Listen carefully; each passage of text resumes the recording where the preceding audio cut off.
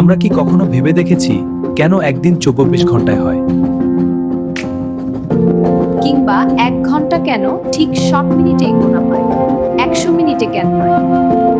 এই রহস্যের সমাধান পেতে আমাদের ফিরে যেতে হবে আজ থেকে প্রায় 500 বছর আগে,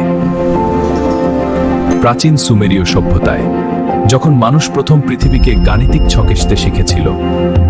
আমরা আজ 10-এর ভিত্তিতে গণনা করি, কিন্তু সুমেরীয়রা ব্যবহার করত সেক্সাডেসিমাল বা শশের ভিত্তি। তারা দিন এবং রাতকে 12 করে মোট 24 ভাগে ভাগ করেছিল।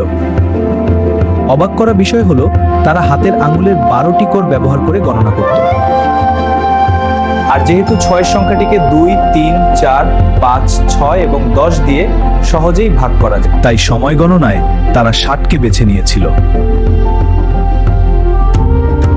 শুধু সময় নয়, তারা একটি বৃত্তকেও 360 ডিগ্রিতে ভাগ করেছিল।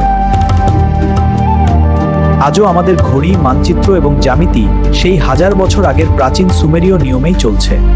অর্থাৎ প্রতিবার যখন আপনি আপনার ঘড়ির দিকে তাকাচ্ছেন, আপনার অজান্তেই 1000 বছরের ইতিহাস বহন করতেছেন। ইতিহাসের এমন রোমাঞ্চকর গল্প জানতে সাবস্ক্রাইব করে আমাদের সাথেই থাকুন।